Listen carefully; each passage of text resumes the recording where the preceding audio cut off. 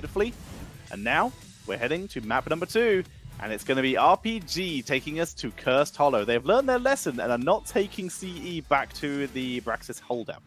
Yeah, that they do want to avoid. And guess what? Cursed Hollow is a pretty okay Sergeant Hammer map.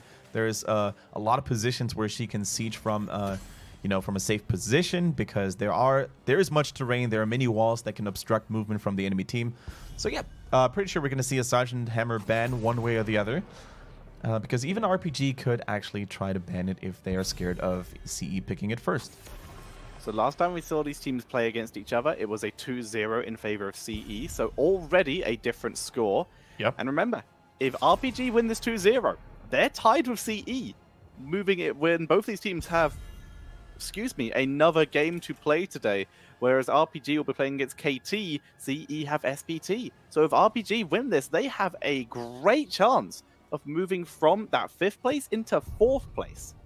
Yep, everything is on the line here on this day, which is the last play day of the regular season, right? And we talked about this earlier, Tetcher. If RPGs, if they win this series 2-0 against CE, they're going to be dead even in points. And guess what? Both teams still have one more series to play, and they're showing the Illidan and Abathur with maximum confidence. Okay, sure. Reminder, the last time RPG played the Abathur, it was DSL who was playing it. And yes, it was against SPT. They picked it first, and they got absolutely wrecked. Was it on Cursed Hollow? Map as well? Yes, it was. Oh boy, oh boy. It was Abathur, Illidan, Karazim, Tyrael, Maiev. This time there's obviously no Maiev. And SPT just brought out Uther and just Divine Stormed them and killed them all. Alright, so good news for RPG, man. I just can't help but admire the courage that RPG is showing here. Cassia's already banned, which is amazing. So Cassia no longer able to counter the Illidan, which she does so well. The Decker Cane being taken away as well. No more anti-healing, no more Lornados that can keep Illidan at bay. I like this drafting scheme that RPG has actually come up with. Tyrael sensible, removing that idea of movement speed, the shields. Yeah, it's what they used last time. Yep. Didn't work, but it's what they used last time. It didn't work, though, because Divine Storm kept coming in and interrupting them. So now with Deckard gone, who is your next support priority for this Illidan? Whitemane is a potential. We're looking honestly, at Rhaegar. Like a Rhaegar, exactly. A Bloodlust is always good, and there he is. The Bloodlust is potentially online. Yeah, it doesn't even have to be the Bloodlust, but of course it's certainly a valid option if you go for another ranged attacker, basic attacker now. But the cleanse, I think, is so important. You know, you see ETC, you see the Dehaka. What could stop Illidan from wreaking havoc in the backline? It could be a power slide. It could be a Dehaka sticky tongue. So with that cleanse, you enable Illidan to basically continue his dirty work against heroes like Raynor. So I'm loving the Rhaegar. You know, it's very flexible. You can play it with Ancestral. You can play it with Bloodlust, as Tetris said. Makes a lot of sense all across the board. I don't like this comp of CE. It I feels hate it. like a very passive reaction. It's got great pressure for a lot of cases, great CC. It doesn't feel like an extreme reaction, though. It doesn't have enough hard CC is my concern. I mean, Karazim is also debatable here, I feel like. Against an Illidan, into an Illidan, there are a couple of things that... Oh my goodness, no ranged assassin RPG, what are you up to? It's DSL on that Abathur again. Free show on these Illidan, and Par is bringing out the Zarya for, I think, the 2nd time. I will double check that. Alright, is it Expulsion Zone time, or is it the Graviton Surge? Both tools can be used to trap people and prevent them from running away from Illidan. Either way, we've seen Zarya do great things earlier, but in an Illidan composition, it is so rare, especially with Abathur in the mix as well. Who's going to soul lane? Who's going to wave clear? They lack so many things, but in raw team fighting, I feel like the Zarya and the shields she provides, the CC with one of her rogue abilities, is actually going to be pretty powerful. They just now need to get to this team fighting stage. Zarya has not been picked by RPG in this stage, so it is a surprise pickup here. It adds the tiniest amount of wave clear, not much, so that's basically Abathur's going to have to work overtime here. Illidan does good work, so that's not so bad. Illidan is a 50% win rate for RPG. Abathur is, of course, 0, because they lost the last time they tried this. Now, There are a couple of issues for both teams, I feel like. Abathur struggles a little bit against the Haka because of that global pressure. But then again, they have Illidan who can kind of counter that at least later on if he wants to go for the hunt. I see the more severe problems, though, in terms of drafting on the side of CE, as you said. Kharazim is not necessarily the greatest of Illidan counters. True, he does have the Earth ally. But what else does he really provide? Not a whole lot. I would have definitely preferred a Malfurion, for example, with that silence. Maybe an Uther to keep him shut down. But we're going to see what happens here, Tetra. In a crazy game 2 between RPG and C on the left-hand side, we see Challenge with Alufal, XDQ, 365, KTY, and Juyu. And on the right, it is RPG with Free Show, MJ, Pa, C, and DSL. They're bringing out the Abathur Illidan. This split screen does not work when the teams split. Oh no! This should be a Spike Burst build coming in for the Abathur, especially with Feel the Heat coming in from Zarya. It's the most sustain for an Illidan. You either have the option of going for the shield when you're on a more ranged hero, or the Spike Burst, which is more consistent healing for someone who's going to get stuck into the team a lot more. And of course, Muradin, Rhaegar, and now Feel the Heat Zarya. All of this works with the Spike Burst build as opposed to the shield build. And look at that heavy pressure coming into that bottom lane already. A 4-man push. Abathur is basically left to soak 2 lanes at the same time. One with his body and one with the symbiosis. Free Show absorbing all that damage from the towers. Boy. Full energy immediately in the blink of an eye for Zarya. And as such, she begins sieging in. Even without Demolition's Expert, she's looking to demolish stuff. As Yu comes in, though, that's going to be enough to dissuade. Oh. Good sweeping strike by Free Show. Yeah, Muradin, of course, was helping in the middle there a little bit. Thrall is still in the top lane. Dahaka taking care of the middle. So they're outnumbered here, CE, that is. But they're doing a pretty okay job at keeping this tower alive. And already, I think it's time for RPG to scatter away a little bit, take a mercenary camp, try to soak in other lanes as well, because they're already falling behind in experience a little bit. They didn't lose too many minions, actually. So as such, C is able to arrive and catch them up pretty quickly, but they are still a tiny bit behind, like you already said. Pa will zone down here, while Illidan starts on their Bruiser camp. Same thing is happening for XTQ and 365.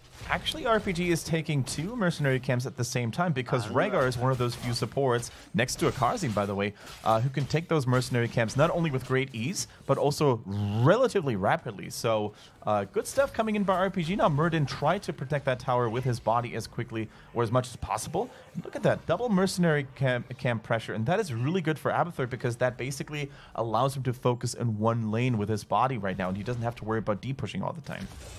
Yeah, right now he is just sitting in top lane, letting the lane push up against him so he can soak the XP. So Thrall giving the XP for Abathur in exchange for some tower damage, which might work out. They are trying to go on to Reyna or Kharazim here. Reyna is standing inside that Earth ally. No one finishing it off. Finally, they do so. Also, Stormbolt was missing, unfortunately. Too many minions nearby, and it looks like ETC has had enough. He took down the Russian strong woman, and with the help of Daka, though. It was not a fair 1 versus 1. And Zarya wishes she hit level 4 earlier to go for Strongest Woman, but she did not. In fact, due to the fact she's dead, she realized that is a kill. Not that necessary. They need to body block Juyu, Illidan with those attacks. That must be a kill. There we go. If you get interrupted in that power slide, you are a dead cow. And as such, Free Show diving into full range, but he's still going to be able to get a tower there. Need to be careful.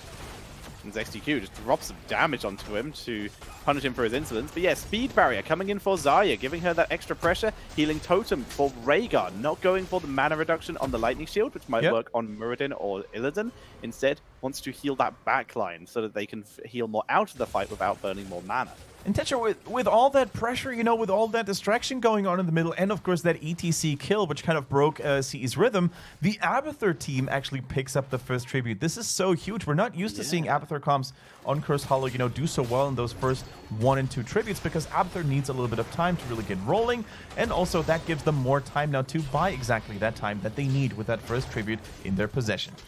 But the XP is continuing to slowly tick in the direction of CE as they are about to hit level 7. Abathur dies! In the bottom. Due to Haka somehow. Juyu gets a double stun. Free Show is going to likely fall here, gets a heal from the Rhaegar and will escape. But in the meantime, mid lane's just getting absolutely hard pushed right now, so that fort gets dropped super low. Next minion wave, if they're able to clear it quick enough, might actually set that up for a kill.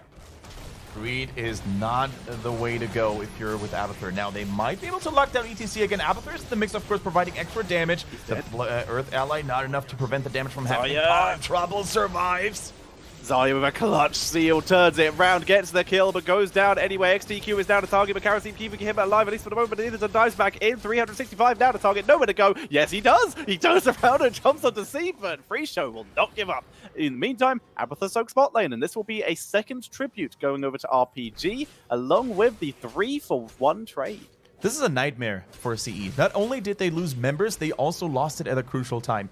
Not only with that tribute now going over to RPG, they give them the curse point, but also look at the experience Techer. They caught up almost entirely evenly here now, and that is good news for Illidan, because Illidan is one of those heroes, like Kerrigan, for example, like Butcher, like all these hard-hitting auto attackers who need scaling, who need stats in order to deliver the damage. If they fall behind by 2 or 3 levels even, Abathur dies again, you can't do that, bro! Oh, come on. DSL, please. In the bush. I mean, I don't know what to say about that. On the right side, he is muling the mid lane, so as such, he's going to keep that alive, and this is giving it a great opportunity for Dahaka to rotate in. MJ dodges the tongue, but still goes down. Now Pa certainly going to die, drops as much damage as he can on the way out, but that was overgreed on the push, overgreed on the soak. Massive overgreed is costing RPG this game. It's incredible. They just had this amazing team fight that gave them the exact same level of experience as their opponents. They just got all these hard-earned kills, and well played by RPG, but then they make it vanish all in an instance by DSL dying in lane yet again against his Zerg brother, Dahaka. And then, of course, the rest of his team doesn't really seem to notice, doesn't really seem to care. They overextend. MJ completely out of position, takes 4 shots. Like, on the Rhaegar, you need to stay behind the Illidan. It's tempting to sometimes use the lunge, you know, of your Wolf Form, but why is he even checking bushes here? Rhaegar, you need to be careful, buddy. 7-sided is dropped, down goes MJ, down goes Free Show, and RPG are starting to RP feed. They move on to Path. Path will go down here, and that is going to be a tribute going over to CE and a triple kill. I mean, you call it RP feed, and I agree, but I also call it RP greed. I mean, this is just crazy. The amount of unnecessary, ruthless, reckless mistakes there by RPG. Against a team like CE, you can't do that. True, you won the first game. True, you did well in the early stages, right? With some nice team fighting, with some nice Abathur soaking. But CE is still in a caliber of a team that can always bounce back and capitalize on every single mistake you make. Another boss being taken here while they just wait for the next tribute to spawn as CE are beginning to snowball ahead. However, here's where everything can start to go wrong for CE as level 10 comes online. Metamorphosis, the Bloodlust Avatar, and Expulsion Zone with, of course, the ultimate evolution. No one plays Monstrosity. And Abathur rotates back up to top lane to soak. Only a 1.5 level deficit after all of this, as RPG are going ham, moving in here. Zarya is not here yet. They have to be careful of the mosh pit as they dive through this. And they're looking for the play. Here comes the Bloodlust as they turn it round, as they dive onto KTY. Marsh pit! Marsh pit!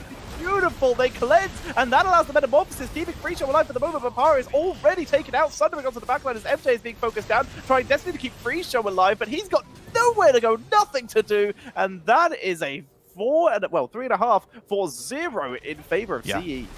And once again, the idea behind this engage by RPG was good. They definitely had the tools to make this work, right? 13 wasn't there for CE yet. They did have the Bloodlust. They did have all the team fighting tools they wanted.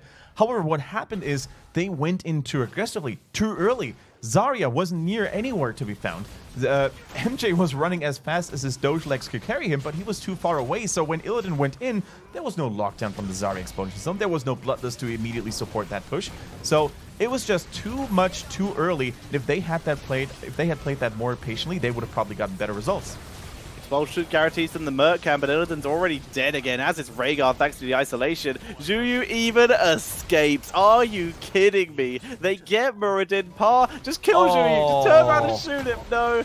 Juyu gets the stun and Pa will drop as well. No way. It's an absolute massacre. Another quadruple kill here coming in for CE. It's now a 2.5 level lead. That it is, and it only gets worse. Remember, Tetra, we mentioned the scaling and how important it is to have good stats on heroes like Illidan. That advantage, that thing that they had going for them is now completely gone. 3 levels behind. Illidan is going to hit like a mouse. He actually got it. DSL. He sneaks the curse. Run, DSL. And Lupul's giving chase, but that totem and DSL is gone. What a cheeky play. I love it. You know what?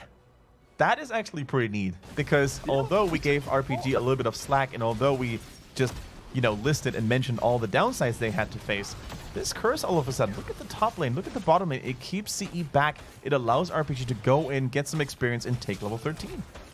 Yeah, I mean, bot lane will probably just die here, while RPG just distract in the mid lane. They are going to have to back up, but it's going to give them level 13, like you said, which will even up the talents. 16 still on the way for CE, which is still quite problematic. Looks like RPG are just going to use this opportunity to start burning down some mercenaries, using that Unbound that Freeshow took at level 4. So this curse is a little bit of a blessing and a curse in disguise, right? Quite literally a curse in disguise sometimes. So the good thing is RPG bought themselves time, right? They are now level 13. They relieved lane pressure a little bit, which is always nice.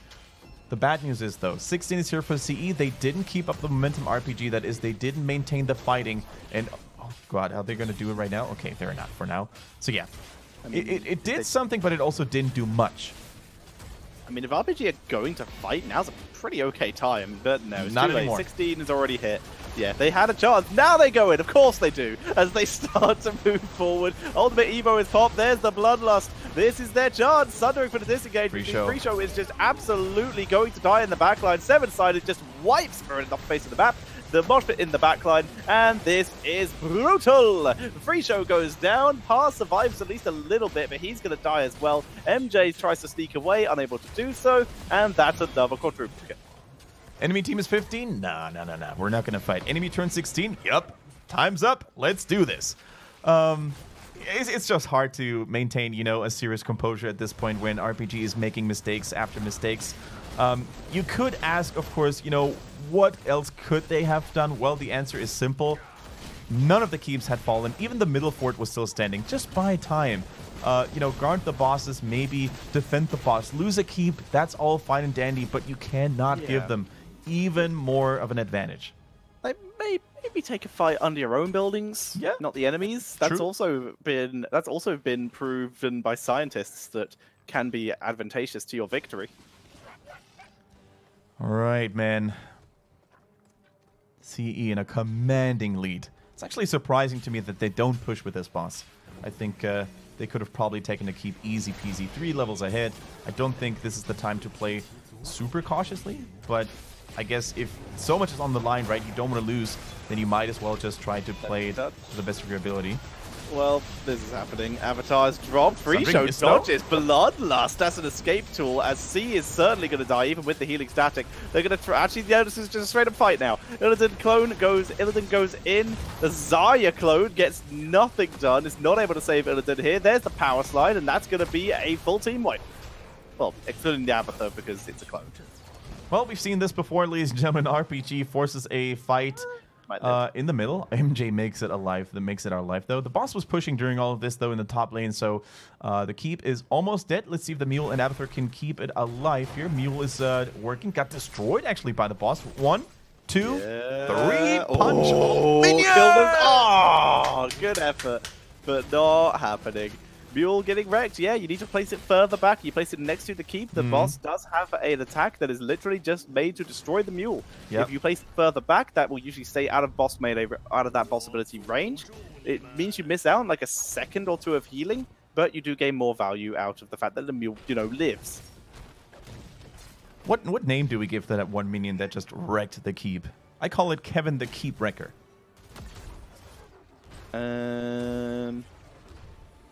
I got nothing. I'll come back to you later on that one. All right. In the meanwhile, we see CE trying to make this the perfect play, trying to go for the other side lane. The curse is active, of course. The keep is deactivated right now. The boss stun is real. The Bloodlust is our last resort. The mosh pit, one-man mosh onto Rhaegar. Interrupt with the expulsion zone, though.